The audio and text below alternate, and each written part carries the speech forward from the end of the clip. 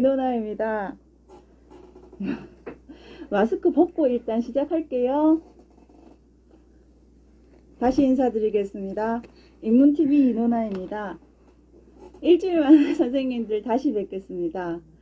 코로나19 기세가 무서울 지경이에요. 이 시기에는 무조건 선생님들 건강하셔야 합니다. 그리고 이 방송은 방역 수칙 지켜가면서 촬영하고 있으니까 마스크 벗은 모습이 불편하게 보이실 수도 있겠지만 그래도 이해해 주시기 바랍니다. 저희들은 다 소독 다 하고 이제 진행하고 있어요. 지난주 목요일에는 김재근 선생님의 제3시집 문사동 가는 길 북콘서트를 진행했는데 첫 라이브 방송이어서 많이 떨기도 했고 미숙한 점이 많았는데 응원 많이 해주셔서 기운이 났습니다. 정말 감사합니다. 오늘은 이민우 선생님을 모시고 희곡집 큐빅과 다이아몬드 온라인 북콘서트를 하려고 합니다. 오늘도 많이 응원해 주시기 바랍니다. 그리고 북콘서트 뒤쪽에 질문 시간이 있으니까 미리미리 준비하고 계셨다가 질문 시간에 다양한 질문 많이 올려주세요. 본격적으로 이제 이민우 선생님의 희곡집 큐빅과 다이아몬드 온라인 북콘서트를 진행하겠습니다. 오늘의 주인공이십니다. 이민우 선생님 안녕하세요. 안녕하세요. 네. 이민우 선생 그리고 이민우 선생님 옆에 홍석주 선생님 나와 계십니다. 안녕하세요. 안녕하세요. 네. 이민우 선생님은 2017년 인간과 문학 신인작품상 희곡 부분 당선되셔서 희곡 작가로 지금 활동하고 계세요. 그리고 전 서울 연극협회 회원이셨고 전 극단 동숭무대 극단 아우라 소속이셨으며 이강백 선생님의 작품 북어대가리와 해롤드 핀터의 부조리극 등을 연출하셨습니다. 희곡집으로는 2019년 세종문화재단 지원작이었던 광합성과 2020년 한국문화예술위원회 아르코 청년예술가 지원을 받은 희곡집 큐빅과 다이아몬드가 있습니다. 네.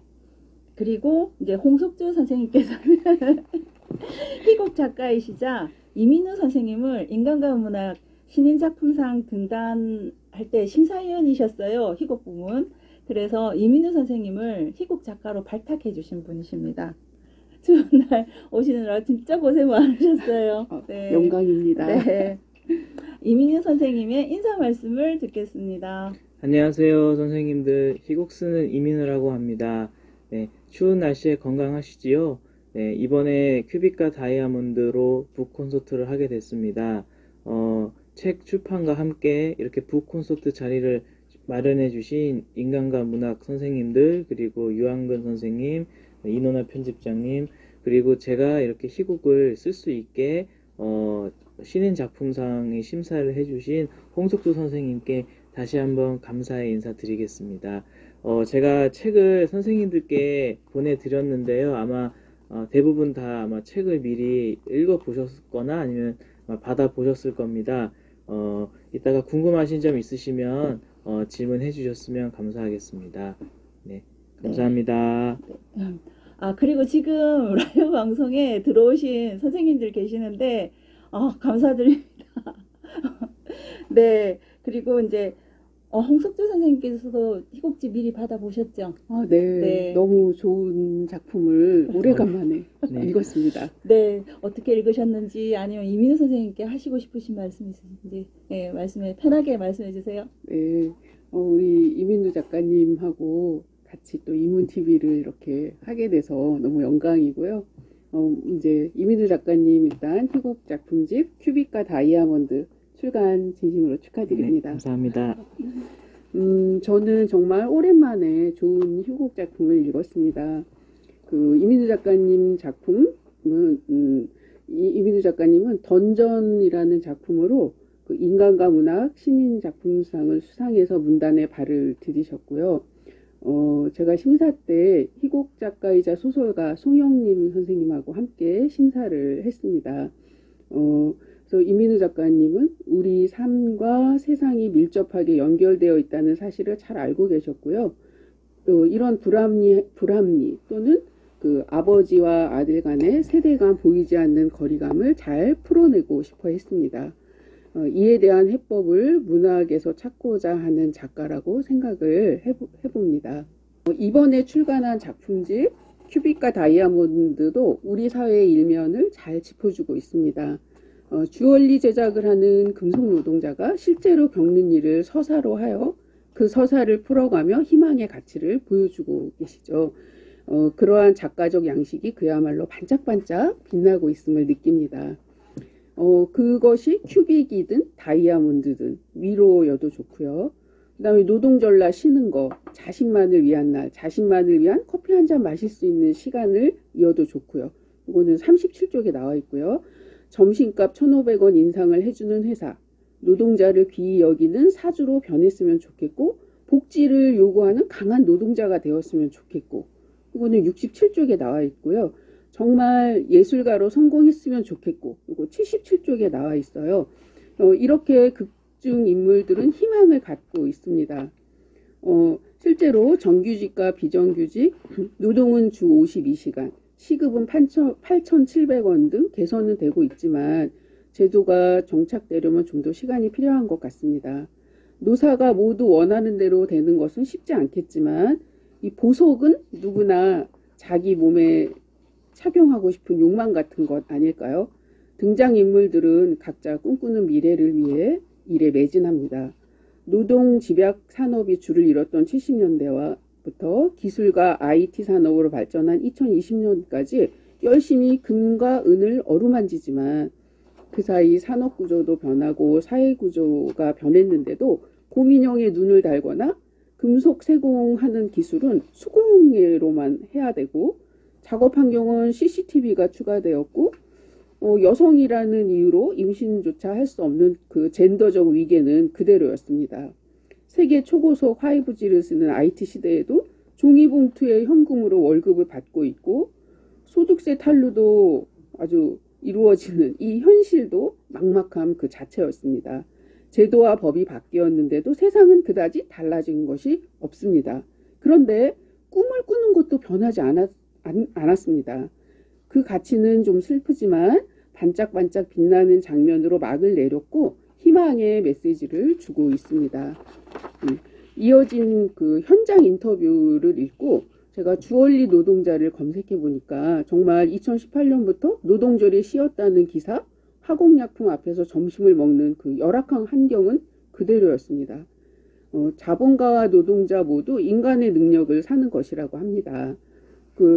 우리 전통 공예 신라 시대의 누금 기법은 금속판 두께가 0.3에서 0.7mm, 그 얇은 두께 위에 금 알갱이가 지름이 0.3에서 1.6mm로 장식한 최고의 금속 공예 기법입니다.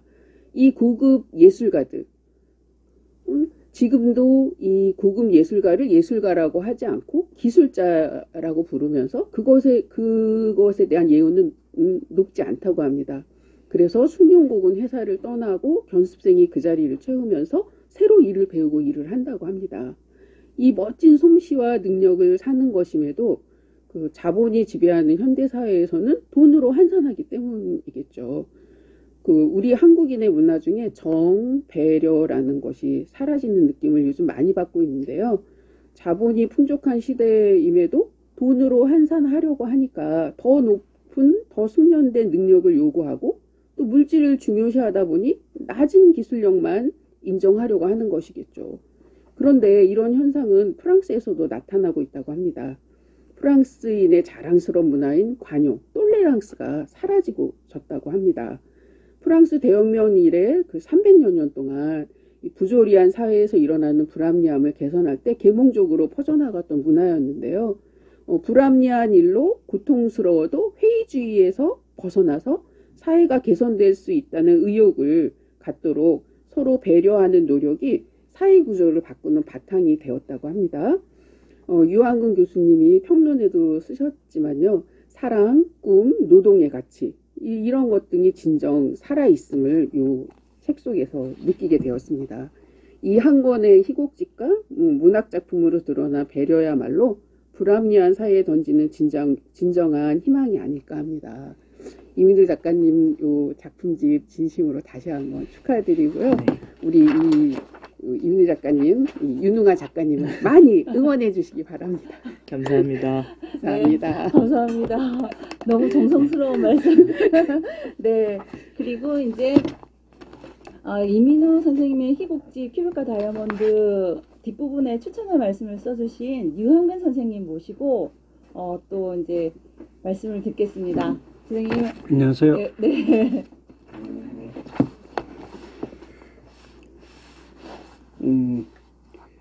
제가 얘기할 부분은 이 책에 126쪽부터 있습니다.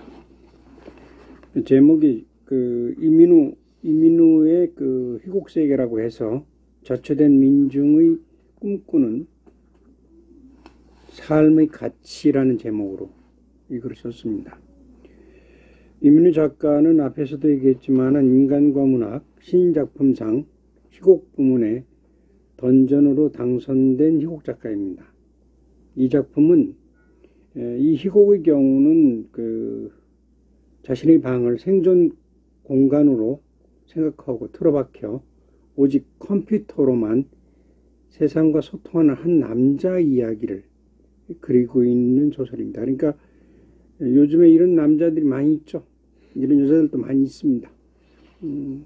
그런 사람들의 삶의 모습을 리얼하게 그려놓고 있는 소설입니다. 시곡입니다. 이민우 선생의 그 희곡 큐빅과 다이아몬드는 두 가지 성격을 지니고 있습니다. 다시 말하면은 레제 드라마와 그 다음에 연극 대본을 겸한 희곡, 연극을 위해서 연극 공연을 위해서 그 대본으로 사용할 수 있는 희곡, 이 두 가지 성격을 가지고 있는 희곡이라고 볼 수 있습니다. 이 희곡은 여러분도 읽어서 아시겠지만은 1막과 2막으로 나눠져 있습니다.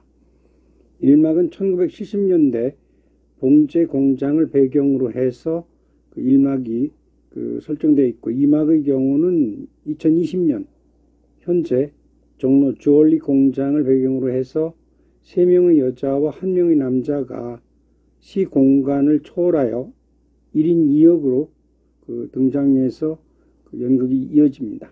그리고 시 공간을 넘나들게 되는 이 무대를 디테일하게 설명하고 있어 레제 드라마로서의 희곡 읽기를 하는 독자에게 시대적인 상황과 무대 설정을 알게 해줍니다. 다시 말하면 1970년대의 상황이 어땠는지 그거를 보여주고 있다는 얘기입니다. 그리고 왜 이렇게 시 공간을 초월해서 시곡을 쓰고 있는가 라고 하는 문제를 생각하게 되는데요. 그러니까 1970년대와 2020년대의 무대를 왜 같이 놓고 있는가, 이건 상당히 중요한 물음이라고 볼 수 있습니다. 이거는 뭐냐면 나름대로의 계산에 의해서 이 시곡이 만들어졌다고 볼 수 있거든요. 그러니까 1970년대의 그 대표적인 노동자라고 볼 수 있는 게 봉제공장이에요. 그러니까 봉제공장과 그 다음에 섬유 쪽의 산업, 일반적으로 얘기하는 공순이들이죠. 공순이라고 불려지는 사람들이 노동자가 대표적인 사람들이었습니다.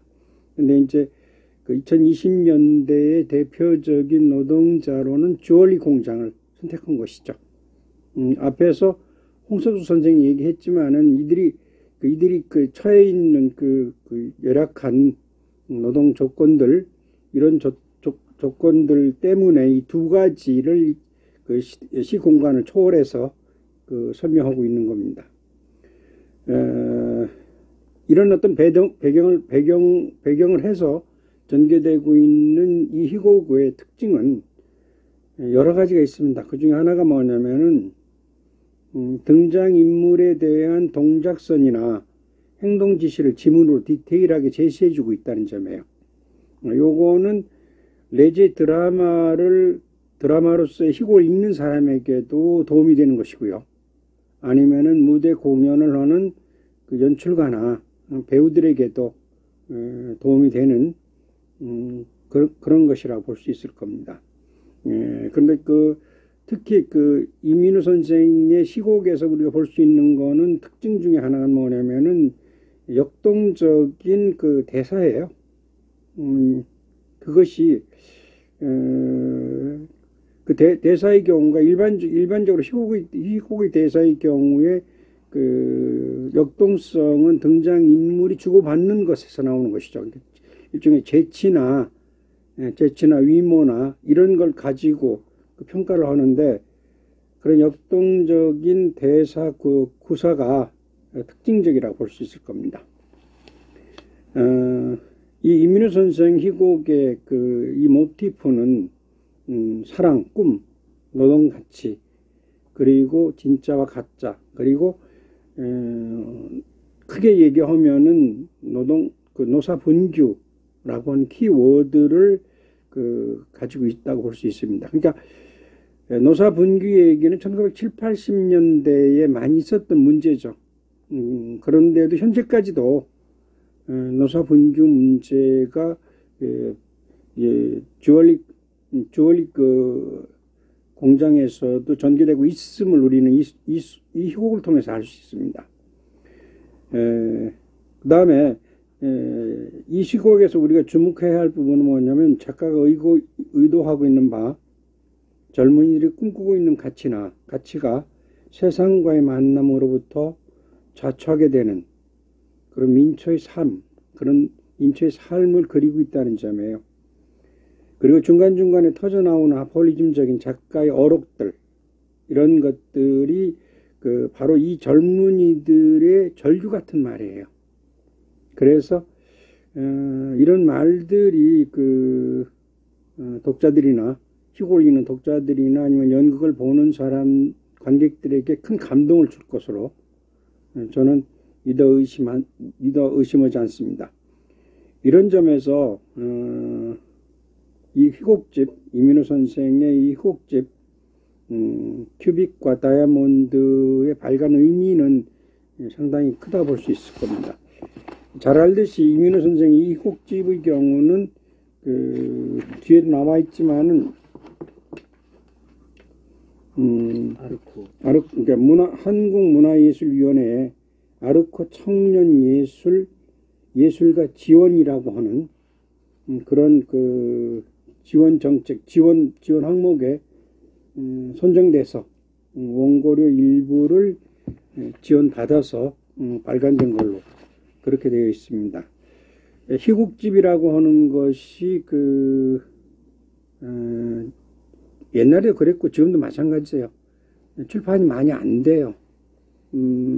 그리고 일반적으로 연극하는 사람의 경우도 희곡집으로 만들지 않고 그냥 대본으로 프린트해서 연극 연습을 하는 것으로 알고 있습니다. 그래서 희곡집이 많은 이런 상황 속에서 큐빅과 다이아몬드는 발간 의미가 크다고 볼 수 있을 겁니다. 이런 어려운 일을 작가가 해나가고 있다는 점, 그 점을 축하하고 격려합니다. 또 한편 이 희곡이 내재 드라마 역할로 끝나지 않고 무대에 올려져서 많은 관객들이 볼 수 있는 그런 날이 왔으면 좋겠습니다. 고맙습니다. 감사합니다. 감사합니다. 홍석주 선생님 다시 모시겠습니다. 네. 원래는 이제 이민우 선생님의 희곡집 큐빅과 다이아몬드의 한 부분을 이제 낭독극처럼 하려고 했는데 저희가 능력이 부족하다 보니 이민우 선생님께서 직접 한 부분을 그냥 이렇게 읽어주시는 것으로 대체를 했거든요.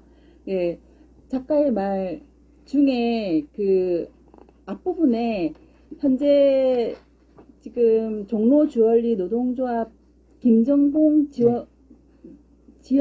분회장님이 직접 쓰신 시가 있어요. 네, 그 시를 낭독해 드리도록 하겠습니다. 네, 책 가지고 계신 선생님들 6페이지고요. 네, 읽도록 하겠습니다. 사람 취급도 못 받고 유령처럼 일하던 이들이 도둑놈 취급만큼은 제대로 받는다. 대한민국에서는 노동자가 아니지만 CCTV만이 우리를 노동자로 처음 인정한다. 한 평당 한 대, 수십 대의 CCTV, 여자들이 전부인 출고팀에 설치되어 있는 CCTV 화면, 작업법 환복돼도 환복 공간은 없으니 수십 대의 CCTV 아래 꽃팬티를 휘날린다. 네, 진짜 너무 사실적이어서 더 가슴 아픈, 그리고 그 현장에서 직접 일하시고 계시는 분이 이제 쓰신 것이라 더 이렇게 공감이 되고, 공감이라기보다 뭐 이렇게 가슴이 저리는 그런 느낌이에요. 네, 잘 들었습니다. 네, 이제 문답 시간을 가질게요. 와, 예, 선생님들 질문 준비해 주시고요. 네, 제가 먼저 이민수 선생님께 여쭤보겠습니다. 선생님 예전에 연극에서 연출하셨잖아요. 예. 네, 만약에 이 희곡집 큐빅과 다이아몬드를 연극 무대에 올리신다. 그러면 연출가로서 네. 그 어떠한 방향으로 무대 연출을 하실 것인지, 예. 네, 그리고 강조하고 싶은 부분이나 장면들이 네. 있다면 어떤 부분이 있는지 네. 한번 말씀해 주세요. 일단 뭐 연출을 이제 제가 예전에 극단에 있을 때 할 때 이제 여러 연출하셨던 선생님들이 또 하셨던 말씀이 계신데요. 그러니까 소재가 무거우면 뭐 주제는 가볍게라든가 푸는 방식은 재미있게. 그래서 소재가 너무 어두운데 표현하는 방식도 어두우면 이제 아무래도 또 연출이라는 건 일반 관객들을 좀 이제 대상을 해야 되는데 텍스트를 안 읽고 들어오시는 분들도 계시니까요. 그래서 오히려 좀 더 유쾌하고 재밌게 만들 것 같습니다. 그런 면에서 이렇게 마술같이 이렇게 펑 하는 그런 장면을 조금 더 마술처럼 만들고 좀 유쾌한 톤으로 오히려 만들 것 같습니다. 예. 네. 그리고 박효진 선생님께서 질문하셨는데요. 인물들은 다이아몬드를 꿈꿉니다. 하지만 작품에서는 다이아몬드가 스스로 빛나지 않는다고 했는데, 그렇다면 선생님은 큐빅과 다이아몬드 중 어떤 인생을 꿈꾸십니까? 일단 당연히 다이아몬드를 꿈꾸고 있죠. 예, 그런데 이제 뭐 큐빅과 다이아몬드 둘 중에 하나 고르라고 한다면 이제 다이아몬드를 꿈꾸고요. 다만 이제 선생님께서도 질문하셨지만은 제가 쓴 글도 그렇고 이제 스스로 빛나지 않으니까 아무래도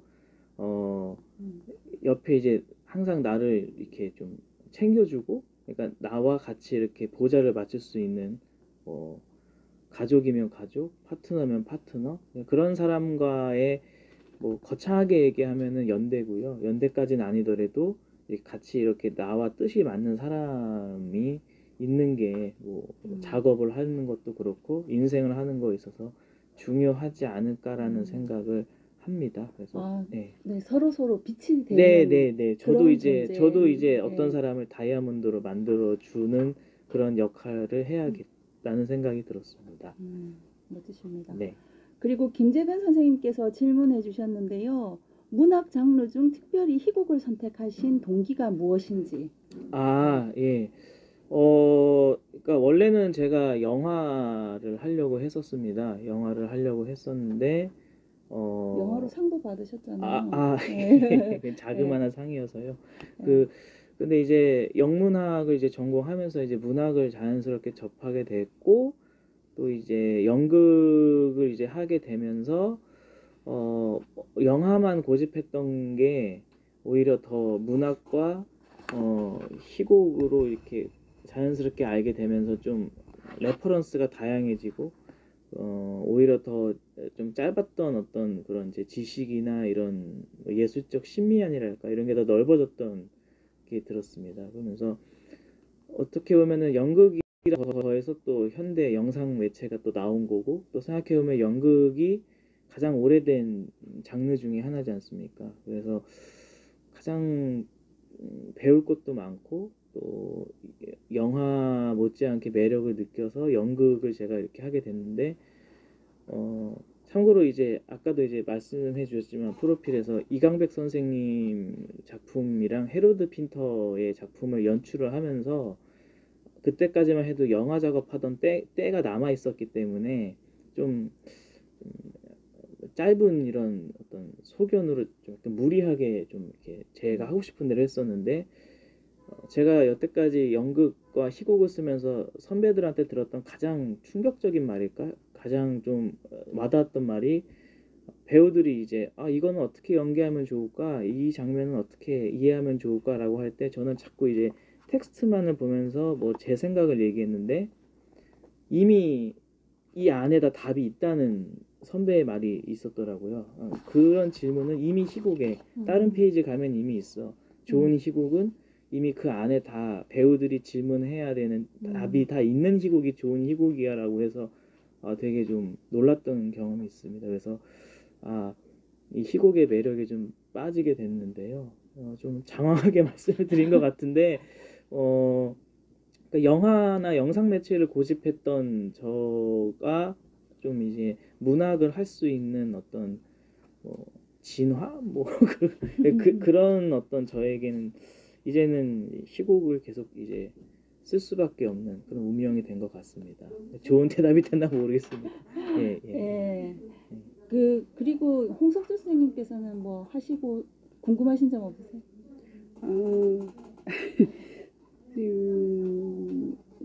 이게 이 큐빅과 다이아몬드가 사회 취약층 서사를 다루셨잖아요. 네.